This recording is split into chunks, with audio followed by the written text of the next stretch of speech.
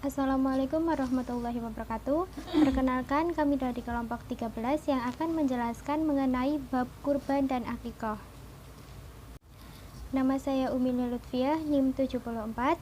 Di sini saya akan menjelaskan materi yang pertama, yaitu kurban. Pengertian kurban. Kurban dalam bahasa Arab disebut udhiyah, yang berarti menyembelih hewan pada pagi hari. Sedangkan menurut istilah, kurban adalah beribadah kepada Allah dengan cara menyembelih hewan tertentu pada hari raya Idul Adha dan hari Tasyrik, yaitu pada tanggal 11, 12, dan 13 Zulhijjah.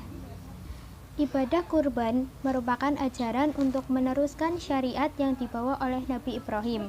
Pada waktu itu, Nabi Ibrahim diperintah oleh Allah untuk menyembelih Ismail, putranya. Nabi Ibrahim melaksanakan perintah Allah tersebut. Ia rela mengorbankan putra tercintanya demi melaksanakan perintah Allah.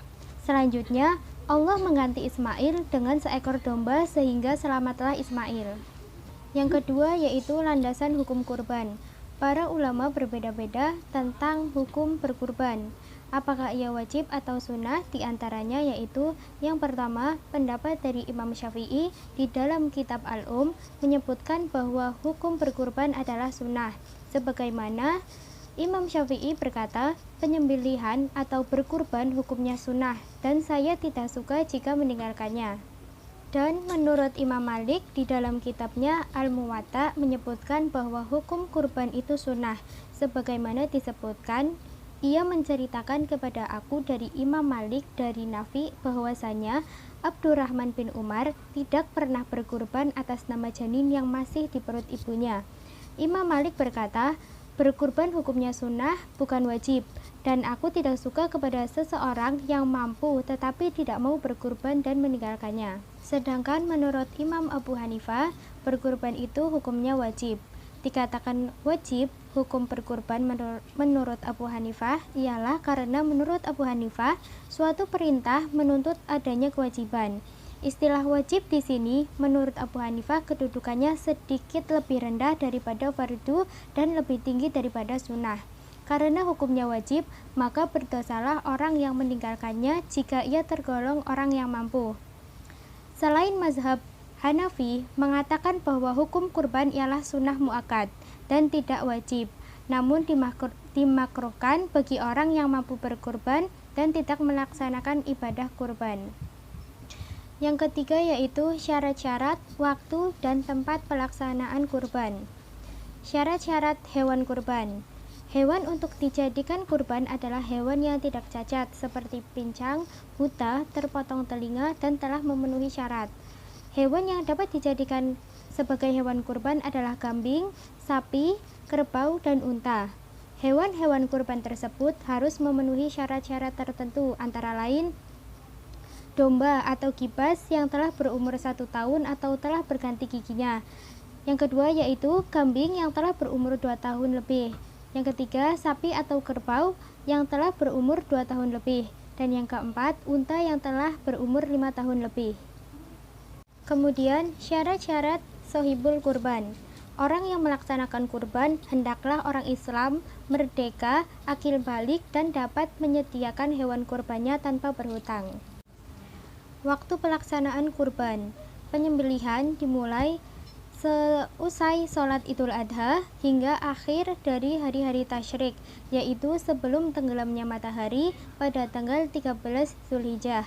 Dan sebagaimana ulama memandang waktu terakhir berkurban adalah terbenamnya matahari pada tanggal 12 Zulhijjah. Kemudian tempat pelaksanaan kurban. Tidak ada tempat khusus untuk menyembelih hewan kurban, maka dimanapun seseorang menyembelih hewan kurbannya, maka dinyatakan sah.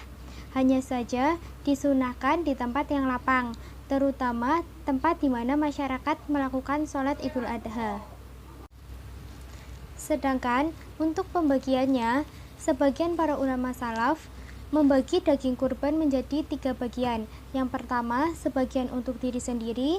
Yang kedua, sepertiga untuk hadiah orang-orang mampu bagi yang diundang menghadiri hari akikah, dan sepertiga lagi untuk sedekah dan fuqara. Yang keempat yaitu hikmah pelaksanaan kurban. Hikmah dari disyariatkannya udhiyah atau berkurban yaitu yang pertama takarub atau mendekatkan diri kepada Allah Subhanahu wa taala. Seperti salah satu firman-Nya dalam surat Al-Kautsar ayat 2 yang artinya, "Maka dirikanlah sholat karena Tuhanmu dan berkurbanlah." Yang kedua, menghidupkan sunnah Imamul Muwahhidin Nabi Ibrahim alaihissalam dan menghidupkan semangat berkurban. 3. Memberikan kelapangan dan berbagi suka pada kerabat dan keluarga, serta menyebarkan kasih sayang kepada kaum fakir dan miskin. Dan yang keempat, sebagai bentuk kesyukuran kepada Allah Subhanahu wa taala yang telah menundukkan kepada kita dari binatang-binatang ternak. Demikianlah yang dapat saya jelaskan mengenai kurban, dan materi yang selanjutnya yaitu akikoh yang akan dijelaskan oleh Alzana Rohmah. Assalamualaikum warahmatullahi wabarakatuh. Perkenalkan, nama saya Alzana Rohmah, NIM 2519055. Saya akan menjelaskan mengenai akikoh. Yang pertama adalah pengertian akikoh, yang mana sebagian ulama juga menyebutnya dengan nama nasikah atau sembelihan. Nah, pengertian akikah sendiri secara lugawi itu adalah rambut yang berada pada kepala bayi yang sebagian pandangan itu menganggap najis yang perlu dibersihkan pada umur 7 hari. Lalu ada pula yang berpendapat 9 bahkan 11 hari. Kemudian pengertian akikah sendiri secara istilah adalah menurut Ibnul Qayyim dalam kitabnya yaitu Tuhfatul Maudud itu bahwa Imam Johari berkata akikah adalah menyembelih hewan pada hari ketujuhnya dan mencukur rambutnya. Selanjutnya Ibnul Qayyim juga mengatakan dari keterangan tersebut jelaslah bahwa akikah itu sendiri dijelaskan demikian karena mengandung 2 unsur di atas dan lebih utama. Lalu ada Imam Ahmad dan jumhur ulama yang mengatakan bila ditinjau dari segi syar'i, maka yang disebut akikah adalah berkurban atau menyembelih binatang yang halal untuk dimakan sesuai dengan ketentuan syar'i. Kemudian ada landasan hukum mengenai akikah. Yang pertama, hukum akikah adalah wajib. Ini menurut kelompok ulama dari kalangan Dhahiriyah, akikah itu hukumnya wajib. Yang mana juga dijelaskan pada sebuah hadis riwayat At-Tirmizi yang artinya dari Samurah dia berkata Rasulullah SAW bersabda, seorang bayi tergadaikan dengan akikahnya, disembelihkan baginya hewan akikah pada hari ke-7 kelahirannya dan diberi nama dan dicukur rambutnya. Kemudian ada pula pendapat mengenai wajibnya akikah ini dipilih oleh Buraidah Ibnu Al-Husayb, Hasan Al-Basri, Abu Aziyad, dan Daud Az-Zahiri sebagaimana tertera dalam Al-Majmu' milik Imam An-Nawawi. Kemudian yang kedua, akikah dijatuhi hukum sunnah muakkad. Ini berdasarkan pendapat dari kalangan ulama Syafi'iyah, yang mana juga dipahami oleh kalangan Hanabilah. Dijelaskan juga akikah bagi anak laki-laki itu dengan 2 ekor kambing, sedangkan bagi anak perempuan itu dengan 1 ekor kambing. Apabila mencukupkan diri dengan 1 ekor kambing bagi anak laki-laki, itu juga diperbolehkan. Anjuran akikah ini menjadi kewajiban ayah yang menanggung nafkah anak. Apabila ketika waktu dianjurkannya akikah atau misalnya 7 hari kelahiran, itu orang tua dalam keadaan fakir atau tidak mampu, maka ia tidak diperintahkan untuk akikah. Kemudian yang 3, hukumnya adalah mandub. Ulama Malikiyah berpendapat bahwa akikah adalah hukumnya mandub, yaitu bahwa menurut kaum mereka itu sendiri hukum mandub dianggap memiliki derajat di bawah derajat sunnah. Dan yang terakhir, akikah hukumnya mubah. Akikah dianggap hukum mubah oleh kalangan Hanafiyah, sebagaimana diriwayatkan oleh Abu Bakar Al-Qasani dari Muhammad Asy-Syaibani. Mubah itu berarti boleh atau tidak. Kemudian, tapi tidak sampai pada derajat sunnah. Pendapat ini juga didasari oleh perkataan Ummu al-Mu'minin Aisyah radhiyallahu anhu bahwa semua jenis sembelihan seperti akikah, rajabiyah, dan atirah yang pernah ada sebelumnya telah dimansuhkan atau dihapuskan dengan hadirnya syarat udhiyah atau kurban pada hari Idul Adha. Kemudian yang ketiga, ada syarat-syarat waktu dan tempat pelaksanaan akikah. Yang pertama, syarat-syarat untuk melaksanakan akikah itu yang pertama, dari sudut umur binatang itu sendiri sama dengan binatang untuk kurban. Lalu yang kedua, sembelihan akikah diporong mengikut sendinya dengan tidak memecahkan tulang sesuai dengan tujuan akikah itu sendiri, yang mana itu sebagai fidyah atau mempertalikan ikatan dari anak dengan Allah Subhanahu wa Ta'ala. Lalu yang ketiga, sunnah untuk dimasak dan disajikan atau dijamu untuk fakir dan miskin, keluarga, tetangga, dan saudara. Berbeda dengan daging kurban yang sunnah dibagikan dagingnya yang belum dimasak. Lalu yang terakhir, ada anak laki-laki disunahkan atas 2 ekor kambing dan 1 ekor kambing untuk anak perempuan. Kemudian untuk waktu pelaksanaan akikah itu penetapannya 7 hari, bukan berarti tidak ada waktu lain.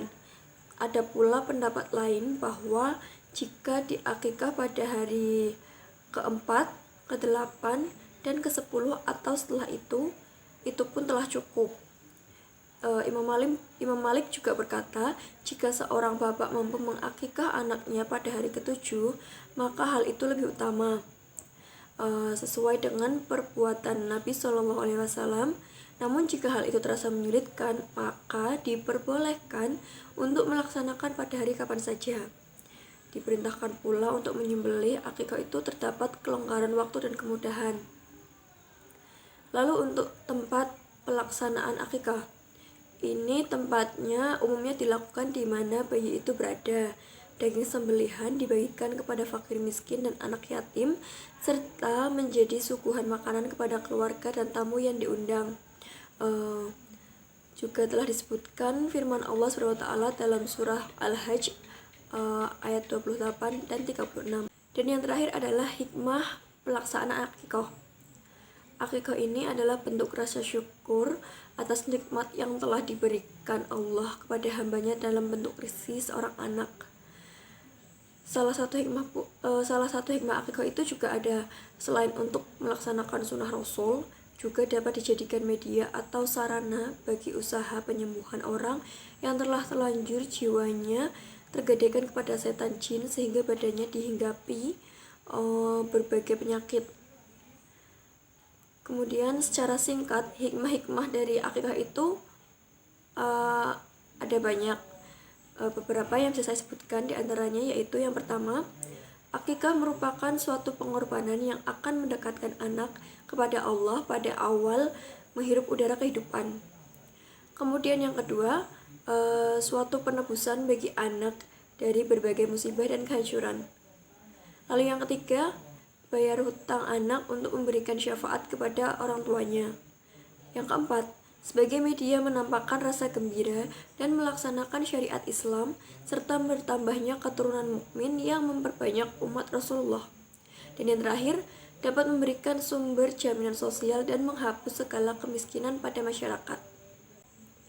Demikian presentasi dari kelompok kami, semoga bermanfaat. Terima kasih. Wassalamualaikum warahmatullahi wabarakatuh.